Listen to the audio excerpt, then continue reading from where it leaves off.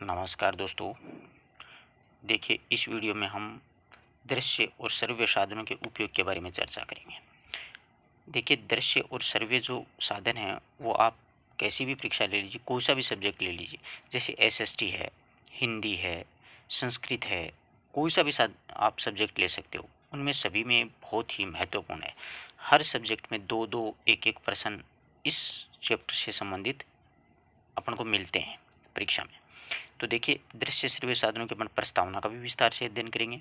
उनके क्या क्या उद्देश्य होते हैं, दृश्य श्रव्य साधनों के अर्थ और प्रकार, दृश्य श्रव्य साधनों की क्या आवश्यकता पड़ी, यानी ये क्यों लगाए गए थे, संप्रेषण के माध्यम के रूप में जो श्रव्य साधन है वो किस प्रकार उपयोगी होते हैं, प्रतिधारण में सहायक के रूप में दृश्य श्रव्य साधन किस प्रकार उपयोग में लिए जाते हैं, और समय बचाने की दृष्टि से भी ये बहुत महत्वपूर्ण होते हैं।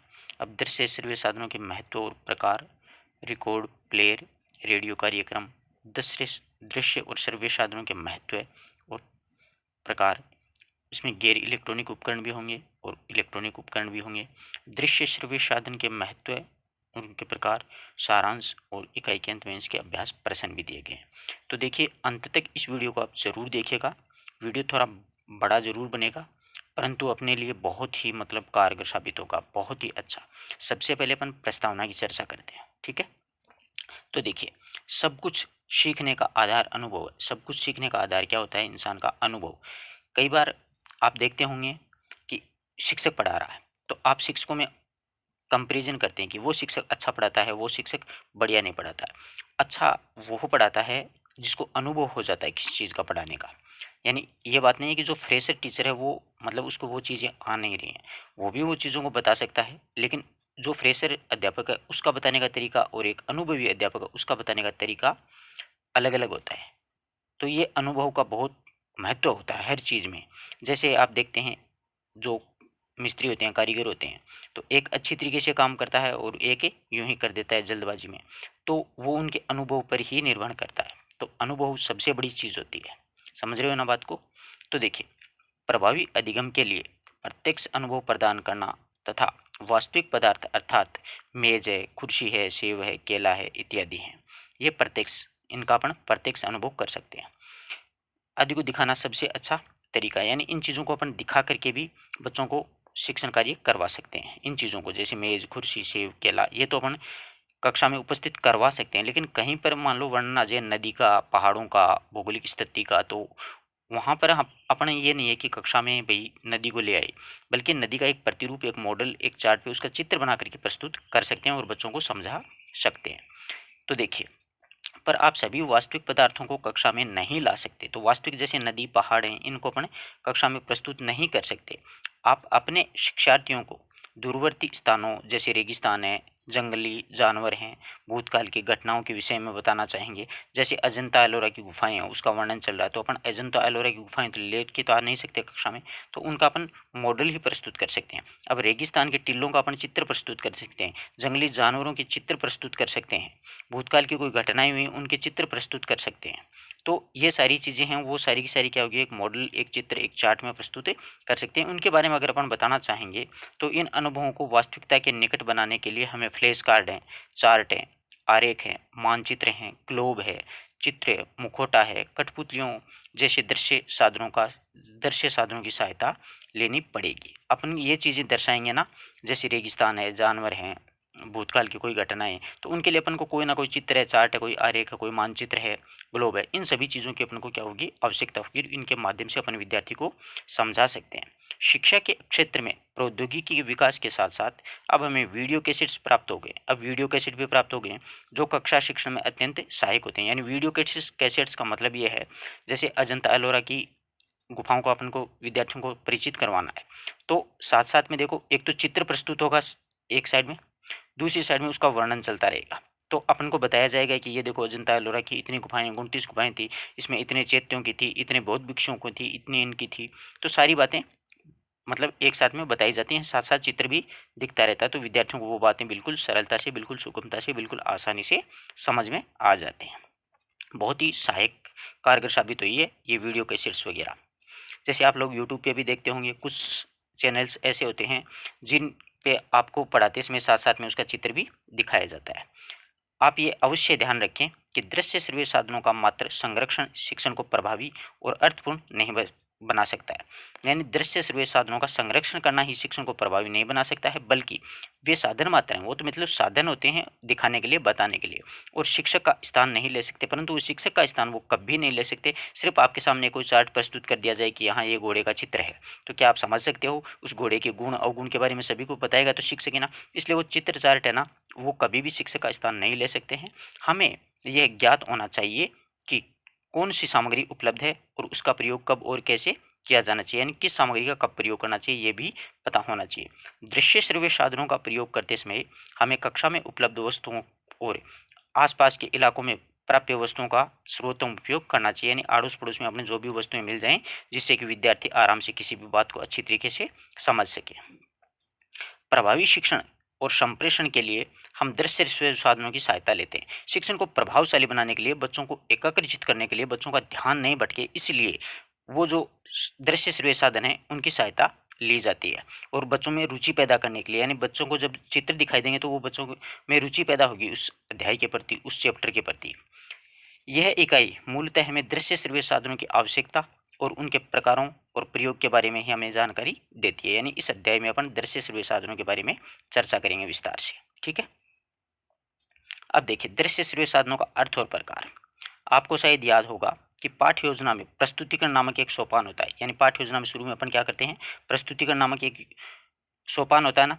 जैसे प्रस्तावना होती है, उसके बाद में क्या आता है, प्रस्तुतिकरण होती है। प्रस्तुतिकरण के दौरान आपसे अपेक्षित है कि आप अपने विचारों और अपने अनुभवों को प्रभावी संप्रेषण के द्वारा शिक्षार्थी सहभागिता के माध्यम से अपने और अपने शिक्षार्थियों के बीच में संबंधों का सुदृढ़ करेंगे। यानी संप्रेषण का शाब्दिक अर्थ, प्रस्तुतिकरण का शाब्दिक अर्थ यही होता है कि आप अपने विचार विद्यार्थियों तक पहुंचाओ और इसमें विद्यार्थी होंगे वो रुचि लेंगे।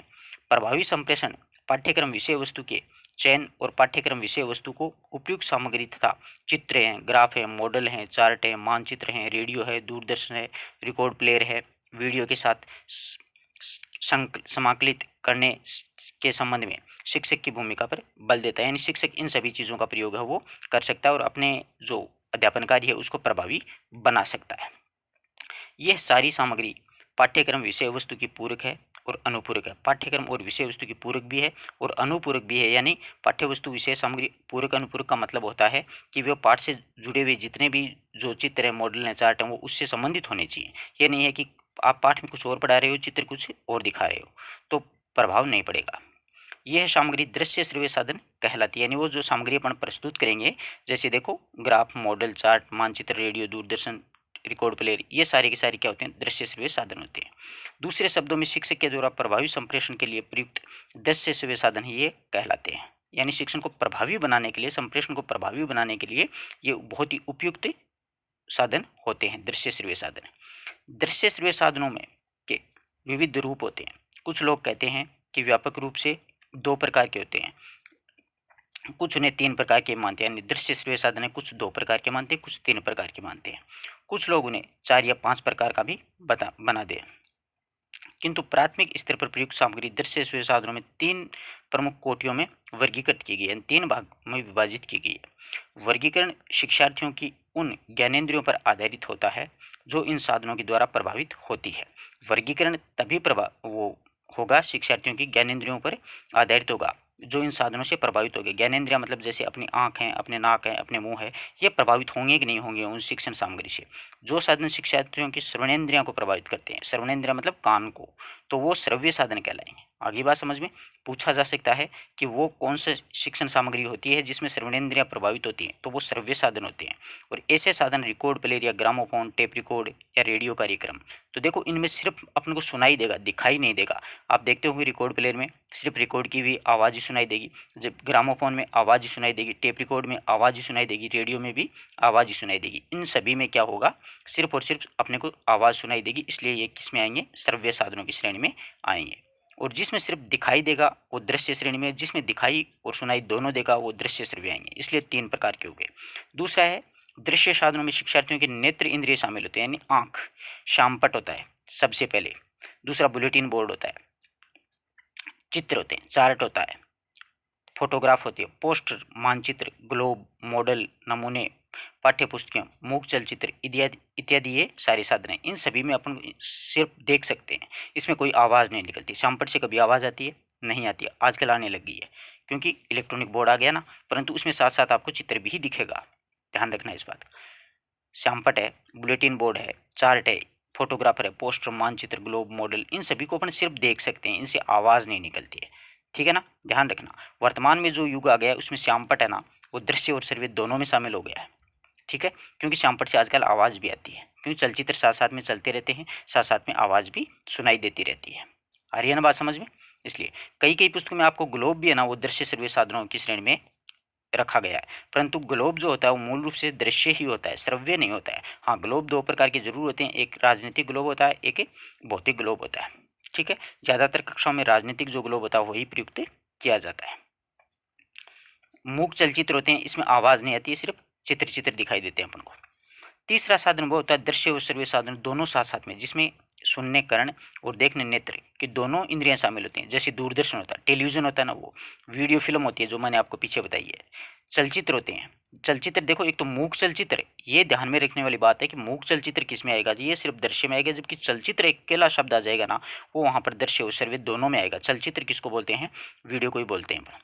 कंप्यूटर होता है, कंप्यूटर की सहायता से अन्वेषण करवाया जाता है, इत्यादि ये साधन होते हैं। बस 3-4 साधन है, एक दूरदर्शन ध्यान रखने, वीडियो ध्यान रखना, और सिर्फ चलचित्र, ये जो साधन है, और कंप्यूटर, ये सारे के सारे साधन होते हैं वो दृश्य और श्रव्य दोनों होते हैं, जिसमें सुनाई भी देता है और दिखाई भी देता है।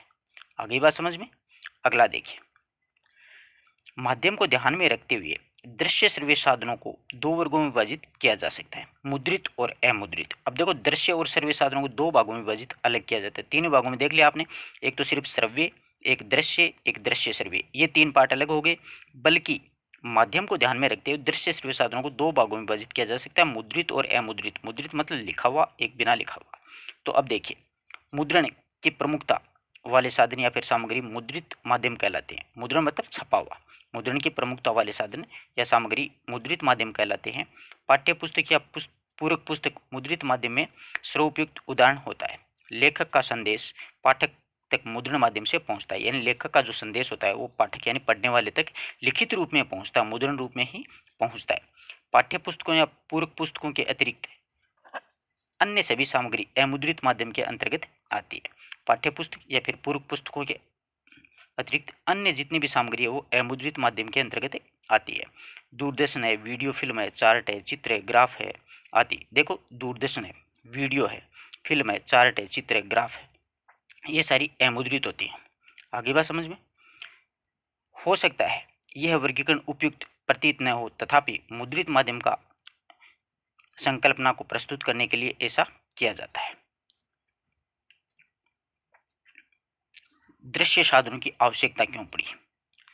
देखो, दृश्य श्रव्य साधनों की आवश्यकता क्यों पड़ी? जब तक हमने दृश्य श्रव्य साधनों को और उनके प्रकारों की चर्चा की है, आइए देखें कि ये दृश्य श्रव्य साधन किस प्रकार सहायक होते हैं। दृश्य श्रव्य साधनों की प्रकृति संपूरक और पूरक दोनों प्रकार, एक तो पूरक होती है, एक संपूरक। कभी कभी ये साधन प्रकट के क्षेत्रों का विस्तार करते हैं और कभी कभी शिक्षक के द्वारा विषय वस्तु के प्रस्तुतिकरण को समुन्नत या फिर सुदृढ़ करते हैं, यानी विषय वस्तु जो होती है उसको पढ़ाने में बच्चे की रुचि बढ़ जाती है। जब अपन चित्र दिखाते हैं, साथ साथ में आवाज़ आती रहती है, हम समझाते रहते हैं, तो बच्चे की इसमें रुचि बन जाती है और वो पाठ्य वस्तु होती है वो प्रस्तुत की गई उसको समुन्नत और सुदृढ़ बन जाती है। संप्रेषण माध्यम के रूप में दृश्य श्रव्य साधन शिक्षक के द्वारा केवल लिखे अथवा बोले गए शब्द पर्याप्त अधिगम अनुभव प्रदान नहीं कर सकते, यानी शिक्षक जो स्वयं बोलता है, स्वयं लिखता है, वो अधिगम के अनुभव नहीं होते हैं। इसमें विद्यार्थी आजकल क्या हो जाते हैं, बोर हो जाते हैं। तो हमें शिक्षक के शब्दों को संपूरित करने की आवश्यकता पड़ती है। इस संबंध में चित्रों, फ्लैश कार्डों, पोस्टरों आदि के रूप में दृश्य साधन अत्यंत उपयोगी है। यानी शिक्षक की आवाज़ की बजाय अपन चित्र, जैसे एक तो शिक्षक चित्र बनाता है, दूसरा वहाँ पर फ्लैश कार्ड का प्रयोग कर ले, पोस्टरों का प्रयोग कर ले, तो ये सारे साधन दृश्य साधन अत्यंत उपयोगी हो जाते हैं। इसके प्रति बच्चों की रुचि बन जाती है। भाषा में तो सुनना एक महत्वपूर्ण कौशल है। यदि हमें भाषा के सुनने का अवसर नहीं मिलता तो हम उसे उचित ढंग से बोल नहीं सकते। अगर सुनते ही नहीं तो बोल नहीं सकते, ये ध्यान में रखना। बहरा आदमी हमेशा गूंगा भी होता है। जो गूंगा होता है ना, उसको सुनाई भी नहीं देता है, क्योंकि उसको सुनाई नहीं देता इसलिए वो गूंगा रह जाता है, उसको पता ही नहीं होता है कि आवाज़ कैसी निकलती है। इसलिए हमें ऐसी ऑडियो कैसेटों की आवश्यकता होती है जिसमें कविताओं का पाठ किया गया हो और कहानियाँ कही गई हो। ऐसी सामग्री शिक्षार्थी के लिए न केवल रुचिकर होगी अपितु प्रेरक भी होगी। इसके अतिरिक्त वीडियो कैसेट भी होते हैं। ये कैसेट विस्तृत विवरणों, गीतों तथा अन्य नाटकीय प्रभावों के साथ साथ विविध व्यापक जानकारी प्रस्तुत करते हैं। कार्टून फिल्मों भी लेखन कौशल के विकास के उपयोग माध्यम है। हम ये फिल्में दिखाकर बच्चों को उनके बारे में लिखने के लिए कह सकते हैं। इन दृश्य श्रव्य साधनों के प्रयोग से कक्षा शिक्षण को अत्यंत आनंददायक अधिगम अनुभव बनाया जा सकता है। यानी संपूर्ण जो अधिगम होता है बच्चों को पढ़ाने का, उसके लायक पूरे वातावरण को बनाया जा सकता है दृश्य श्रव्य साधनों का प्रयोग करके। जो शिक्षण कार्य होगा वो अत्यंत आनंददायक हो जाएगा, बच्चे रुचि लेंगे और अधिगम ग्रहण करेंगे, ज़्यादा से ज़्यादा रुचि लेंगे पढ़ने में। प्रतिधारण में सहायक के रूप में दृश्य श्रव्य साधन। हमने देखा है कि दृश्य श्रव्य साधन को आनंदपूर्ण और अधिक प्रभावी बनाते हैं। यानी दृश्य श्रव्य जो साधन होते हैं वो अधिगम को अधिक प्रभावी बनाते हैं, वातावरण को आनंदमय बना देते हैं। दृश्य श्रव्य साधनों का प्रयोग विषय वस्तु से के बेहतर स्मरण में सहायक होता है। यानी विषय वस्तु होती है उसको अत्यधिक याद करने में सहायक होता है, आसानी से याद हो जाती है बच्चों के। सामान्यतः जब हम कुछ सुनते हैं तो हम उसे कुछ समय के अंदर भूल जाते हैं। यानी कुछ सुनते हैं उसको कुछ समय के लिए भूल जाते हैं। जब हम कुछ अपने नेत्रों से देखते हैं तो हम उसे देर तक याद रख सकते हैं। यानी सुनते हैं वो तो कुछ समय के बाद में भूल जाते हैं, परंतु जो आंखों से देखा होता है ना उसको काफ़ी लंबे समय तक याद रखा जा सकता है। और जब हम अपने हाथों से क्रिया करते हैं तो हम उसकी प्रक्रिया को समझते हैं। जब अपन उसको लिख लिख के याद करते हैं तो बिल्कुल पूरी बात अपने याद रहती है। इसीलिए कि जितनी अधिक इंद्रियों को उद्दीप्त और शामिल किया जाता है बच्चे उतना ही अधिक सीखते हैं और स्मरण रखते हैं। यानी बच्चों को हमेशा ध्यान रखना चाहिए कि लिख लिख के याद करना चाहिए। कई विद्यार्थी ऐसे प्रश्न करते हैं मुझसे फ़ोन कॉल मैसेज के कि सर याद नहीं रहता है, तो वो लिख लिख करके याद करेंगे ना तो आराम से सारी की सारी बात है वो याद रहेगी। ठीक है।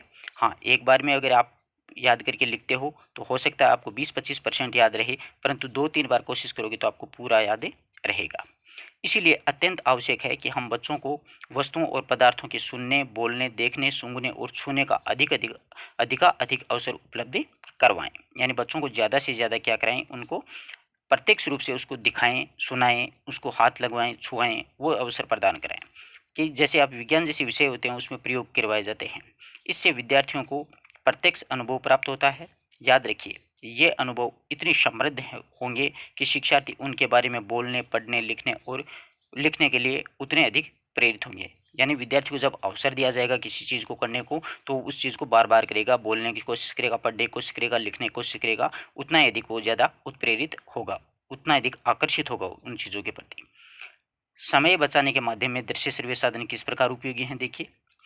ज्ञान के विस्फोट के इस युग में हम थोड़े ही समय में अपने शिक्षार्थियों को बहुत कुछ बताना चाहते हैं। यानी थोड़े समय में बहुत कुछ बताना चाहते हैं तो दृश्य श्रव्य साधन संसाधन है जो इसमें बहुत सहायक होते हैं। यानी दृश्य श्रव्य जो साधन है वो बहुत सहायता प्रदान करते हैं। ऐसे साधनों से हम थोड़े से समय और थोड़े से समय में भी संक्षिप्त रूप से बहुत कुछ कह सकते हैं, जिन्हें बताने में वैसे बहुत समय और स्थान लगता है। यानी काफ़ी समय लगता है, उसको कम समय में वहाँ तक वो सूचना पहुँचा सकते हैं। हम श्याम पट पर आज का विचार लिखते हैं, लिखकर और समाचार पत्र से आज के समाचार संकलित कर उसे नोटिस बोर्ड पर प्रदर्शित करने जैसे क्रियाकलाप से थोड़े ही समय में बच्चों को चिंतन और ज्ञानार्जन के लिए अधिक सामग्री प्रदान कर सकते हैं। आज के समाचार के साथ उस दिन के सूर्योदय और सूर्यास्त के समय का उल्लेख इस क्रियाकलाप को और अधिक सूचनाप्रद और रोचक बना देता है। यानी बच्चों को सबसे पहले विद्यालय में पहुंचते ही समाचार वगैरह सुनना, उसको सुविचार सुनाना, इस प्रकार की कार्यक्रम वो वहाँ से शुरू करने चाहिए, जिससे रुचि बनती है बच्चों के पढ़ने में और याद करने में।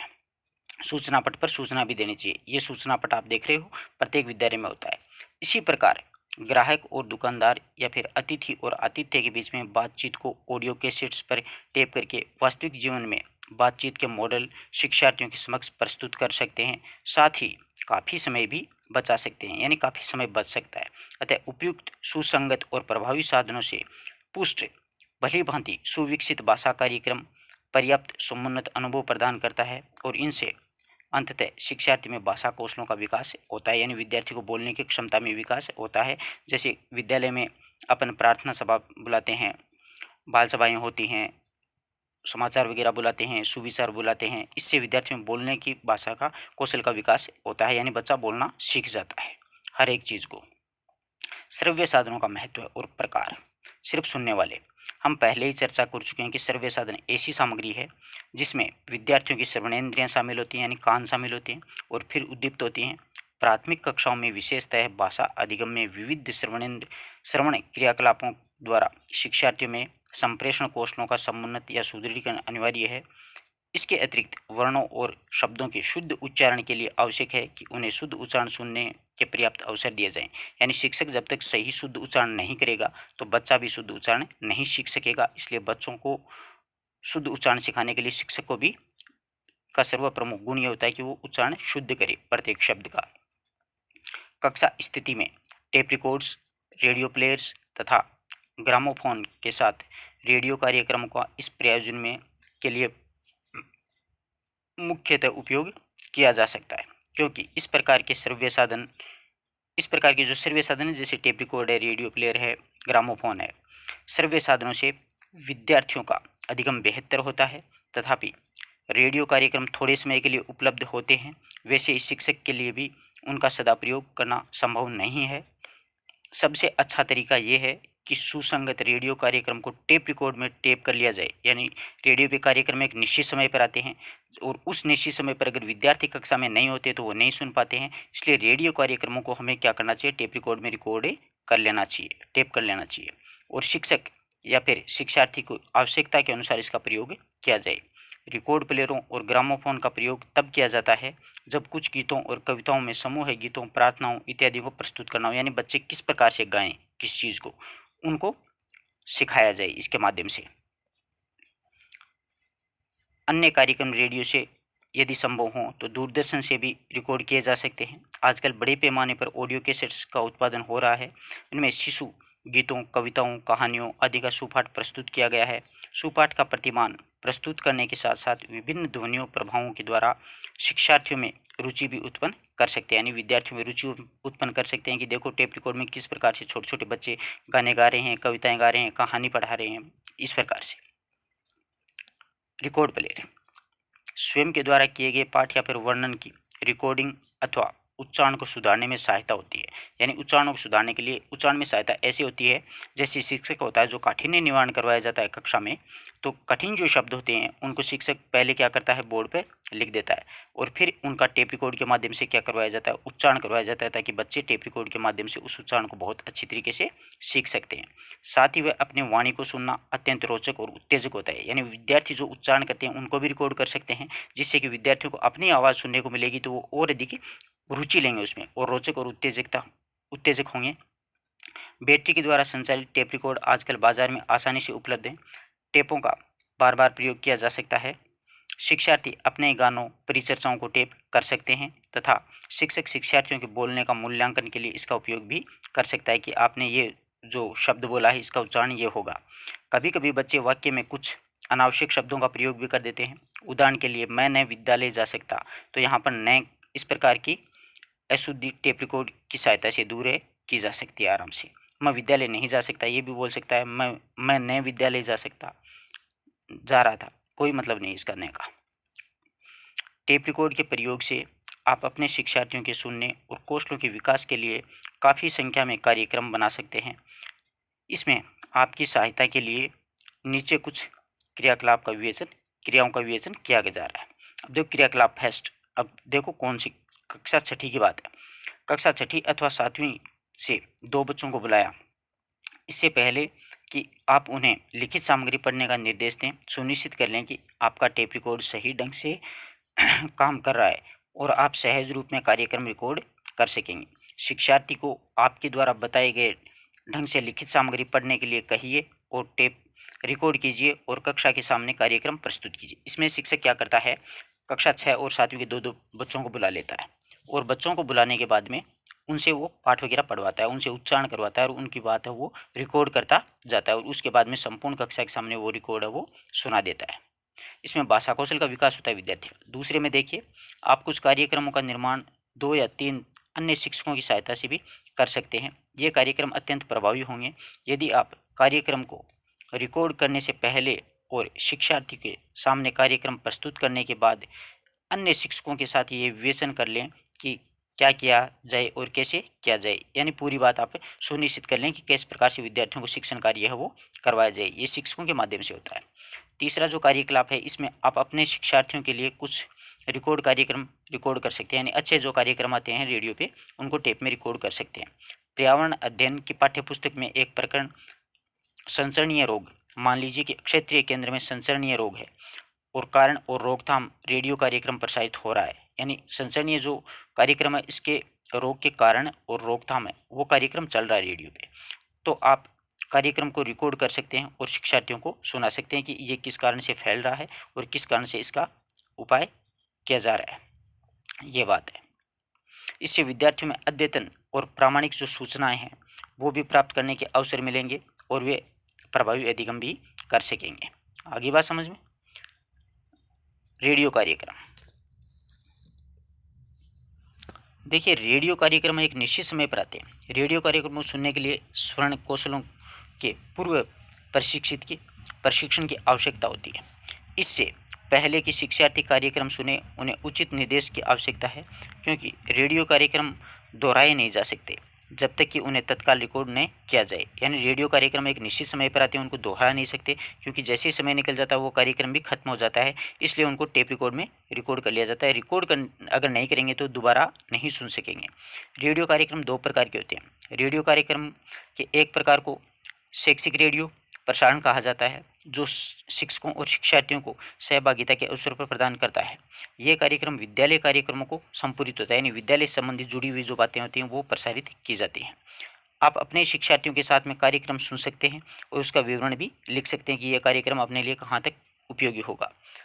अनुवर्ती क्रिया के रूप में शिक्षार्थियों के अधिगम को दृढ़ करने और मूल्यांकन के लिए उनके साथ कार्यक्रम, मुख्य घटनाओं, विषय, संवाद पत्रों आदि का विवेचन आप कर सकते हैं। उसके बारे में संवाद भी कर सकते हैं, वाद विवाद भी, परिचर्चा भी कर सकते हैं। उसके बारे में वो पत्रों के माध्यम से भी सूचना पहुंचा सकते हैं।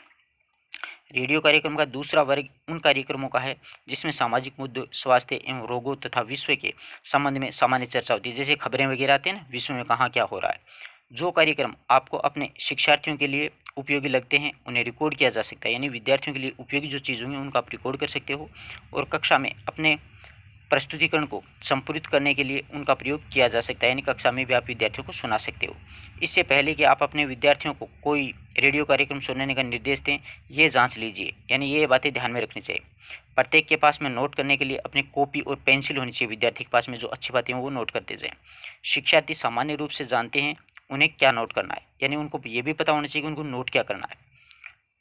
आपने भी प्रकरण पर आगे चर्चा करने के लिए कुछ बिंदु नोट कर लिए गए हैं, यानी इसमें कार्यक्रम में क्या क्या मुख्य बातें हैं। शिक्षार्थी कार्यक्रम को एक बार सुन लेने पर समझ सकेंगे, यानी ऐसा कार्यक्रम होना चाहिए जो विद्यार्थी एक बार सुन ले तो उस बात को अच्छी तरीके से समझ सके। अगली बात समझ में, इस प्रकार की ये बातें होनी चाहिए।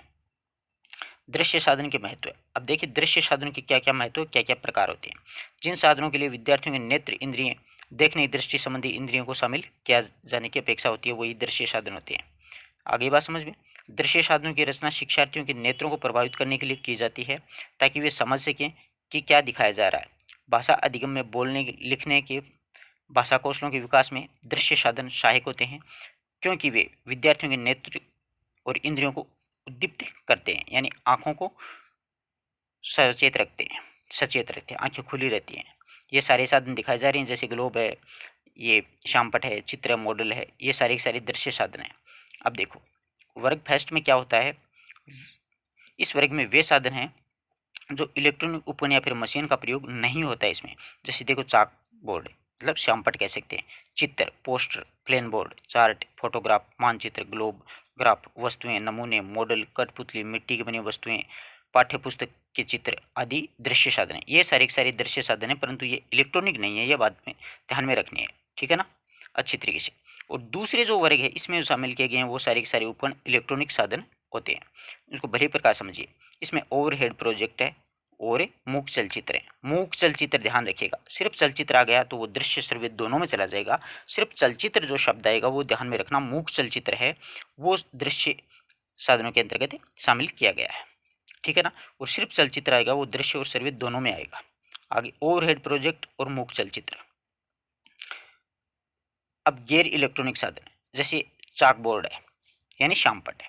कक्षा की स्थिति सर्वसुलभ साधन शामपट ही होता है। कक्षा की स्थिति में सबसे पहले पुराने जमाने में क्या रहा था, शामपट रहा था, वर्तमान में भी है।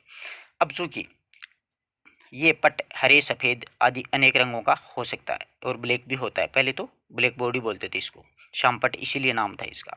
ये उपलब्ध है इसलिए हम उन्हें चाक बोर्ड कह सकते हैं, यानी चौक का प्रयोग करते हैं। ठीक है। इसका प्रयोग शब्दों तथा सार लेखन या फिर चित्र है, आरेख है, मानचित्र है आदि बनाने के लिए इसका प्रयोग किया जाता है। यानी पाठ का सार लिखने के लिए या उससे संबंधित चित्र बनाने के लिए, आलेख या फिर मानचित्र बनाने के लिए ही शामपट का प्रयोग है वो किया जाता है। चौकबोर्ड का प्रयोग बार बार किया जा सकता है क्योंकि इन्हें झाड़न से आसानी से साफ किया जा सकता है। ध्यान रखना, डस्टर को हिंदी में क्या बोलते हैं, झाड़न बोलते हैं। तो झाड़न के माध्यम से आसानी से साफ किया जा सकता है। एक दूसरी बात, बाय द वे आपको पूछ ले कि झाड़न का प्रयोग शामपट पर किस प्रकार से किया जाता है। अपन साधारणतः देखते हैं शिक्षक ऐसे दाएं से बाएं ऐसे ऐसे घुमाता रहता है और उसको साफ करता रहता है, जबकि ये साफ साफ गलत तरीका है। ध्यान रखना, दाएं से बाएं नहीं है, झाड़न का प्रयोग हमेशा ऊपर से नीचे होना चाहिए। वो क्यों होना चाहिए, देखो जैसे ये अक्षर लिखे हुए हैं, समझने की कोशिश कीजिए, ये अक्षर लिखे हुए हैं, ठीक है, और इनको अपन को झाड़न से साफ करना है, डस्टर से। तो अपन ऊपर से नीचे साफ करेंगे ना, तो इस पे जो चौक के जो अक्षर हैं उनकी जो चौक है वो नीचे गिरती रहेगी यहाँ पर। और जबकि दाएं से बाएं आप अगर साफ करोगे ना, तो आपके अंदर वो चौक है, आप में खुद में, इधर शिक्षक खड़ा होता है और इस प्रकार से इसको अगर साफ करता है, तो ध्यान रखना उसके अंदर ये चौक है वो खुद में आने लग जाती है, डस्ट वगैरह। तो ऊपर से नीचे होती है, ये ध्यान में रखना, ठीक है। आगे देखिए, इसमें शामपट पर किस प्रकार से प्रयोग किया जाता है। देखो, बड़े बड़े अक्षरों में लिखना ताकि शिक्षार्थी उन्हें अच्छी तरीके से देख सकें, यानी पीछे बैठे हुए विद्यार्थी को साफ अक्षर दिखाई दें। सीधी रेखा में लिखना चाहिए, एक समय पर एक बिंदु को प्रस्तुत करना चाहिए, एक समय में एक ही बिंदु लिखना चाहिए। शामपट के एक और खड़े होना ताकि शिक्षार्थी ये देख सके कि आप क्या लिख रहे हैं और कैसे लिख रहे हैं, यानी साइड में खड़ा होना चाहिए। इस प्रकार से हाथ होना चाहिए शिक्षक का, जैसे यहाँ पर शिक्षक खड़ा है ऐसे। ये नहीं है कि यहाँ पर शिक्षक खड़ा है यूं यूं लिखता जा रहा है, कई शिक्षकों की ये आदत होती है, ऐसे नहीं लिखना चाहिए, ठीक है। शामपट पर आड़े खड़ा होना चाहिए, थोड़ा टेढ़ा। आवश्यक हो तो संकेतों का प्रयोग करना चाहिए, अवांछित सूचना को मिटा देनी चाहिए, जो काम की नहीं है उसको मिटा देनी चाहिए। अच्छी तरह आलेखन नहीं कर पाने पर कटआउट का प्रयोग करना चाहिए। समय बचाने के लिए पहले ही आरेख चित्र आदि तैयार कर लेने चाहिए। यह बच्चों में पठन तत्परता उत्पन्न करने की दृष्टि से भी काफ़ी अभिप्रेत हो सकते हैं। अन्य क्रियाओं के लिए शामपट को विभाजित कर लेना, जैसे शामपट का एक भाग है जिसको बेहतर उपयोग होगा प्रस्तुत विषय वस्तु के मुख्य बिंदुओं के लिए रखा जाए, दूसरा जो भाग है वो चित्रों आदि के लिए, तीसरा जो भाग है वो सूचनाओं आदि के लिए, और चौथा भाग है इसमें अनपेक्षित प्रयोग के लिए छोड़ देना चाहिए, यानी थोड़ा थोड़ा भाग है वो डिवाइड कर देना चाहिए। यहाँ पर चित्र बनाना है, यहाँ पर अपन को लिखना है, यहाँ पर चित्र का थोड़ा विवरण कर लेना है, यहाँ पर पाठ्य सामग्री लिखनी है, इस प्रकार से 3-4 तरीके से। चित्र, अब देखिए चित्र पाठ विशेष के साथ जोड़े जाने चाहिए। एक ही समय में अनेक चित्रों का प्रयोग उचित नहीं होता है, यानी एक समय में अनेक चित्र नहीं बनाने चाहिए, बल्कि जो चित्र काम का हो उसी को बनाना चाहिए। कुछ ऐसे प्रमुख चित्रों का चयन कीजिए जो आपकी दृष्टि में बोध के विकास के लिए सर्वाधिक उपयुक्त हों। चित्र पठन अभ्यासों के लिए शिक्षार्थियों के द्वारा व्यक्तिगत रूप से चित्रों का प्रयोग किया जा सकता है। शिक्षार्थी रचना लेखन के लिए चित्रों का चयन या संकलन कर सकते हैं। हमें ये देखना चाहिए कि चित्र उपयुक्त कलात्मक स्पष्ट विवरण तथा रंग और आकार में वास्तविक प्रभावी हों। विद्यार्थियों को कुछ विषयों तथा हमारा स्वास्थ्य, हमारा देश, हमारा राष्ट्रीय नायक, स्वतंत्रता संघर्ष, यातायात से हमारे साधन इत्यादि कुछ चित्रों का संकलन करने में के लिए प्रोत्साहित कर सकते हो। ऐसे चित्र विद्यार्थियों से आप बनवा सकते हो। अब देखिए पोस्टर और कुछ नहीं है बल्कि बड़े आकार का चित्र होता है, उसी को पोस्टर बोलते हैं। आप छोटे बच्चों के बोध के विकास के लिए NCERT नई दिल्ली के लिए के विद्यालय पूर्व और प्रारंभिक शिक्षा विभाग के द्वारा निर्मित सामग्री का संकलन कर सकते हैं। इनका उपयोग के लिए उधार ले सकते हैं और किसी कलाकार की सहायता से भी आप पोस्टरों का निर्माण कर सकते हैं, यानी आप कैसे भी मॉडल है, चित्र चार्ट है वो बनवा सकते हैं। पोस्टर होता है चित्र से थोड़ा आकार में क्या होता है, बड़ा होता है वो, ठीक है ना, बड़ा होता है पोस्टर, आप सभी ने देखा होगा। अब फ्लैनेल बोर्ड, आप लकड़ी के तख्ते पर या फ्लैनेल का कपड़ा या फिर मोटी खादी लगा करके आसानी से फ्लैनेल बोर्ड तैयार कर सकते हैं। फ्लैनेल बोर्ड का कपड़ा जोर से खींचकर लगा होना चाहिए, यानी बिल्कुल खिंचा हुआ होना चाहिए। कपड़ा प्लाईवुड पर भी लगाया जा सकता है, यानी प्लाईवुड का छोटा सा अपने टुकड़ा ले लिया ऐसे 4 कोण का, और इस पे अच्छी तरीके से खींच के क्या है कि कपड़ा कस दिया। छोटे चित्र अथवा आकृतियां काटकर और रंगमाल की चिकनी सतह पर इनको चिपका करके फ्लेन बोर्ड पर लगाया जा सकता है, यानी छोटे छोटे चित्र काट करके इस पे अपने चिपका सकते हैं।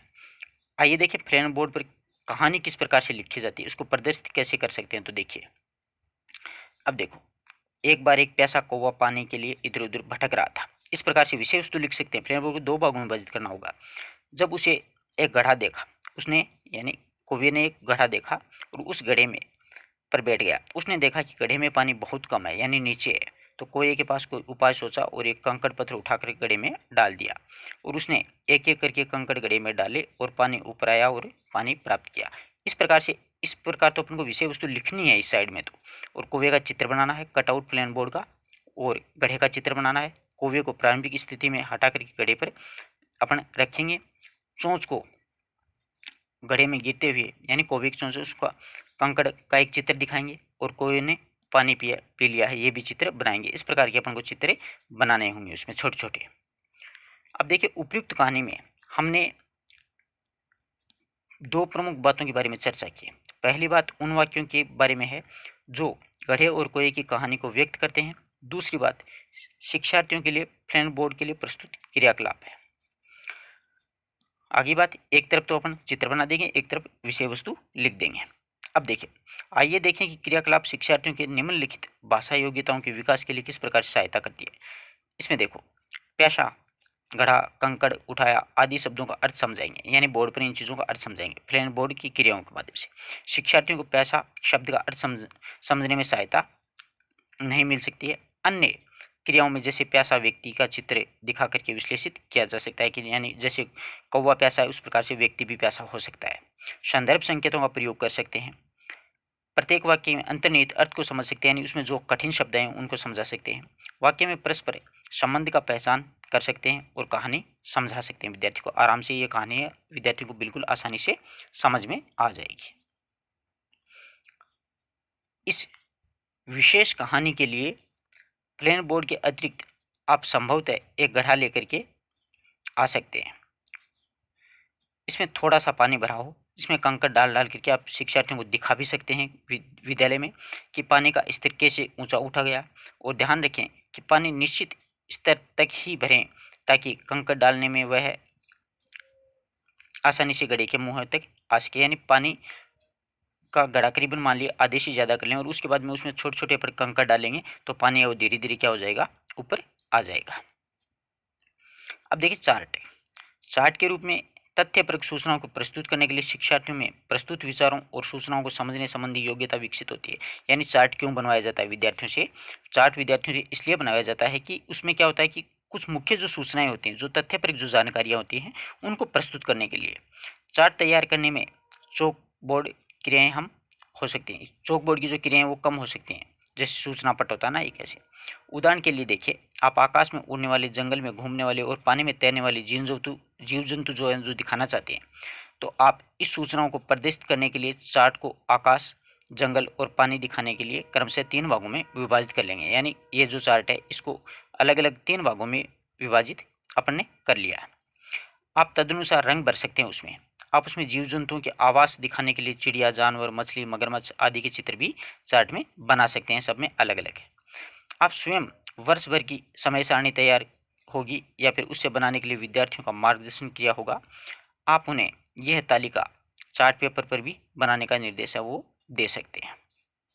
ये देखो, यातायात के साधन इसमें दिखाए गए हैं इस प्रकार से, जैसे ये हवाई जहाज है, ये गाड़ी है और ये पानी का जहाज है। तो चार्ट में 3 चित्र अलग अलग दर्शा दिया आपने। अब देखिए, ग्राफ के माध्यम से शिक्षार्थियों के न्यूनाधिक, उससे बड़ा और उससे ऊंचा, उससे लंबा, उससे छोटा आदि जैसी संकल्पनाओं को पहचानने की योग्यता आसानी से विकसित हो जाती है। यानी ग्राफ अपन देखते हैं तो ऐसे ही तो बनता है ना ग्राफ, इस प्रकार से। तो उससे बड़ा, उससे छोटा, इस प्रकार की क्षमताएं विकसित होती हैं।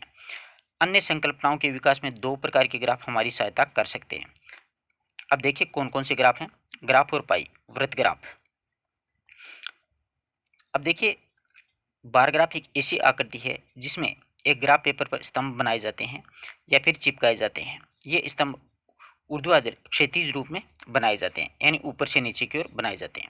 ऊर्ध्वाधर देखिए, उदाहरण के रूप में ऊर्ध्वाधर स्तंभ यह दर्शाने के लिए बनाया जाता है कि क और ख समूह में किसी समूह में उच्चतम अंक प्राप्त किए हैं और किसके अंक न्यूनतम है।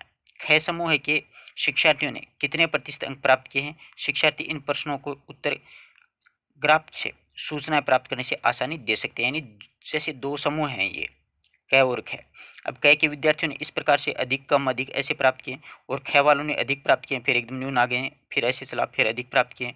इस प्रकार से ग्राफ में दर्शाया जा सकता है। अब देखिए, क्षैतिज स्तंभ ग्राफ में आप कोई भी ऐसी सामग्री दर्शा सकते हैं जो आपको आसानी से पाठ्य वस्तु के लिए संगत लगे। उदाहरण के लिए क्षैतिज ग्राफ में शिक्षार्थियों के अंकों का प्रतिशत दिया जा सकता है, अनुपस्थित विद्यार्थियों की संख्या भी दी जा सकती है।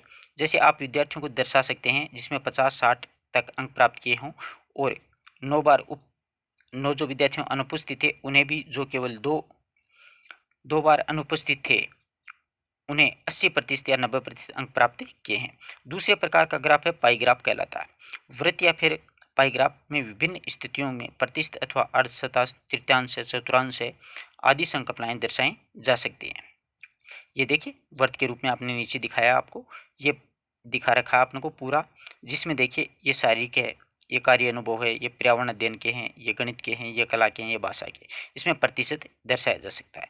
ये कौन सा होता है, ये दूसरा होता है पाई ग्राफ। ठीक है। पदार्थ वास्तविक पदार्थ आकार की चीज होती है।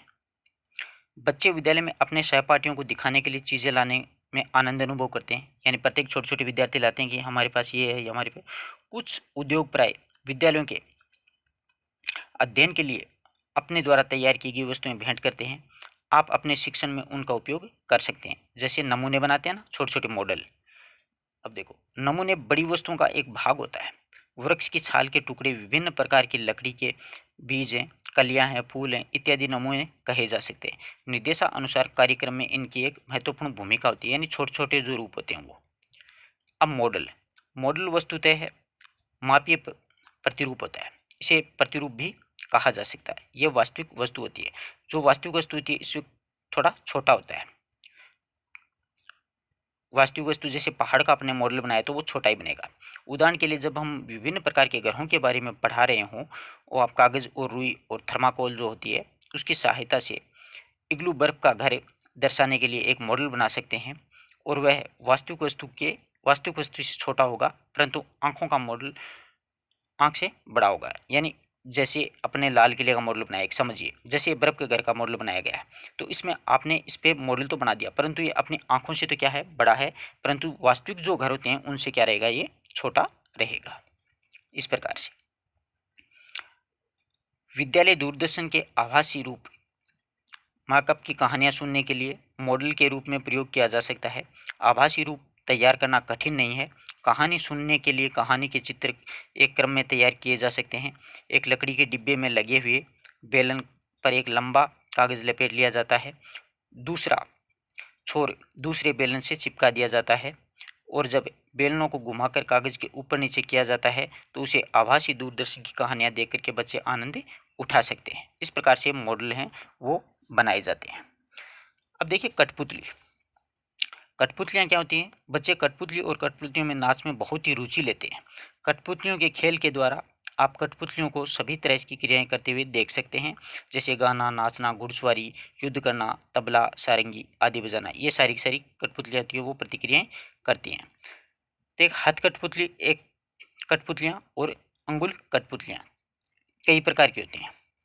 ये देखो हाथ कठपुतली कौन सी होती है, ये देखो उंगलियों पे नाच रही है, ये भी उंगलियों पे है। ये हाथ कठपुतली है, ये हाथ से पकड़ी हुई कठपुतली है। ये अनेक प्रकार की होती हैं। अब देखो कठपुतली सामान्यतः हाथों पर पहनी जाती हैं, हस्त संचालन से चलती हैं, और कठपुतलियाँ घड़ी पर छड़ी होती है उस पर लगाई जाती हैं। कठपुतलियाँ होती हैं हमेशा छड़ी पर। अनेक प्रकार के फल है, सब्जियाँ हैं, उनके द्वारा दिखाए जा सकते हैं।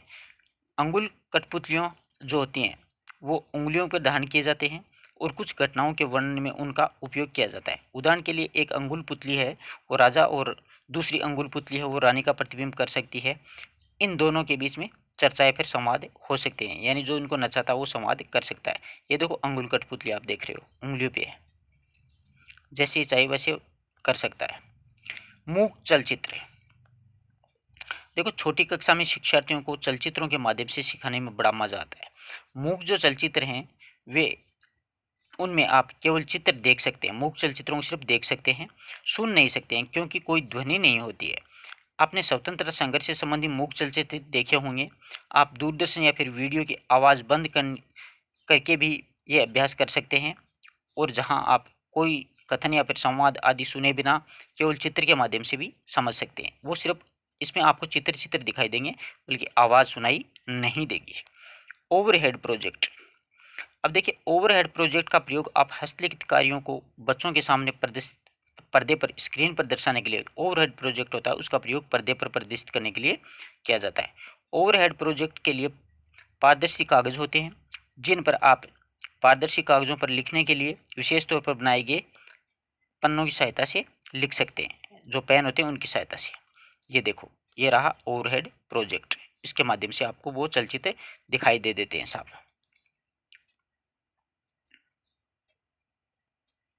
अब देखिए दृश्य श्रव्य साधन का महत्व और प्रकार। दृश्य श्रव्य साधन जिसमें शिक्षार्थी ने नेत्र और श्रवण, देखना और सुनना दोनों इंद्रियों का प्रयोग अपेक्षित दृश्य श्रव्य साधन के द्वारा किसी भी बात को दिखाने के लिए विकसित किया गया है। कोई भी कार्यक्रम ये अपेक्षा करता है कि शिक्षार्थियों के सुनने और देखने के माध्यम से सीखने की योग्यता, और दृश्य श्रव्य शैक्षणिक कार्यक्रमों के तहत इस प्रकार तैयार किया जाता है कि शिक्षार्थी की ये दोनों योग्यताएं पढ़ाए जाने वाले पाठ की निहित सूचनाओं और विचारों के साथ ही भली प्रकार संकलित हो सके होते हैं। दूरदर्शन या फिर वीडियो के माध्यम से दर्शकों को लिखित या फिर मुद्रित प्रलेख दिखाए जा सकते हैं। इसमें शिक्षार्थियों का पठन कौशल भी विकसित होता है। अब देखो दूरदर्शन, ये जो दूरदर्शन है ये संप्रेषण का एक उच्चावर्धक माध्यम है। दूरदर्शन पर बच्चों के लिए नियमित रूप से उपयोगी कार्यक्रम दिखाए जाते हैं। शिक्षक के नाते आपको दूरदर्शन कार्यक्रमों का उपयोग करना चाहिए और उन्हें चर्चा का आधार बनाना चाहिए। आप इन कार्यक्रमों को शिक्षार्थियों के गृह कार्य भी दे सकते हैं, यानी आपने क्या देखा है क्या सुना है आप लिख करके लाओ। उदाहरण के लिए यदि आपने धारावाहिक कार्यक्रम का नाम, मुख्य पात्रों के नाम, उनके बारे में कुछ विवरण लिखने के लिए कह सकते हैं। इस प्रकार से आप उसको गृह कार्य भी विद्यार्थियों को दे सकते हैं कि कौन सा कार्यक्रम चल रहा है, इसके कार्यक्रम में मुख्य पात्र कौन से हैं, इसमें कौन सी कथा या कहानी चल रही है। ये देखो दूरदर्शन के माध्यम से बता रही हूँ। शिक्षक अपनी उपाय कुशलता से प्रभावी कक्षा अनुदेशन के लिए विद्यालय दूरदर्शन कार्यक्रमों का उपयोग कर सकता है। आजकल हमारे पास रंगीन दूरदर्शन जो रंग और लगभग वास्तविक छायाचित्र भी प्रस्तुत कर सकते हैं, यानी अच्छी तरीके से अपन उस चित्र को देख भी सकते हैं। वीडियो, वीडियो की सहायता से शिक्षण वीडियो सहायता प्राप्त अनुदेशन कहलाता है। वीडियो सहायता प्राप्त अनुदेशन में शिक्षार्थियों की अनुक्रियाओं को सामान्यतः प्रश्नावली के माध्यम से सुनिश्चित किया जाता है। आजकल बाजार में वीडियो लाइब्रेरियों शैक्षिक वीडियो कैसेट्स उपलब्ध होते हैं, और शैक्षिक प्रौद्योगिकी संस्था NCERT के द्वारा राज्य शैक्षिक प्रौद्योगिकी संस्था कक्षा के शिक्षक के उपयोग के लिए वीडियो कैसेट्स प्रदान करते हैं, यानी NCERT वो विद्यार्थियों को पढ़ाने के लिए वीडियो कैसेट्स भी उपलब्ध करवाती है। दृश्य श्रव्य साधनों की आवश्यकताओं और प्रकारों का ज्ञान किसी विशेष उप विषय के लिए उपयुक्त साधन चुनने की में निश्चित रूप से आपकी सहायता करेगा। आप यह निश्चित कैसे कर सकते हैं कि दी गई स्थिति में किस प्रकार का साधन आपको उपयुक्त करना चाहिए। निम्नलिखित विचार प्रस्तुत करने हैं। अब इस प्रकार से अपन ने दृश्य श्रव्य जो साधन हैं उनके बारे में संपूर्ण जानकारी ग्रहण कर ली है, और इसका सारांश देख लीजिए। इसका सारांश एक बार और देख लेते हैं अपन। देखिए इस इकाई में हमने दृश्य श्रव्य साधनों के अर्थ में विभिन्न प्रकार के से चर्चा की है। इन साधनों का प्रयोग की आवश्यकता पर भी चर्चा की है। दृश्य श्रव्य साधनों को संप्रेषण, प्रतिधारण और कम समय में अधिक सूचना प्रदान करने में सहायक होते हैं। और हमने दृश्य श्रव्य साधनों, दृश्य साधनों और दृश्य श्रव्य साधनों के महत्व को पृथक पृथक चर्चा की, यानी अलग अलग चर्चा की कि श्रव्य कौन से होते हैं, दृश्य कौन से होते हैं और दृश्य श्रव्य कौन से होते हैं। दृश्य साधनों के निर्माण में शिक्षक का प्रयास वांछनीय है। श्रव्य साधनों के क्षेत्र में यद्यपि शिक्षक में कुछ श्रव्य कार्यक्रम तैयार करते हैं, और तथापि अधिक संख्य कार्यक्रम शैक्षिक संस्थाओं के द्वारा निर्मित किए जाते हैं। हमने सही साधन का चुनाव करने के लिए आपको अपने सुझाव भी दिए गए हैं इसके माध्यम से। तो अपन ने सारी चर्चा की है दृश्य सर्वे और दृश्य सर्वे सभी साधनों की। आशा करता हूँ कि पूरी बात आपको अच्छी तरीके से समझ में आई होगी। अगर किसी प्रकार का डाउट है तो आप लोग कमेंट बॉक्स में पूछ सकते हैं। दूसरी बात, आप अपने मित्रों तक ज़्यादा से ज़्यादा शेयर करें। धन्यवाद दोस्तों।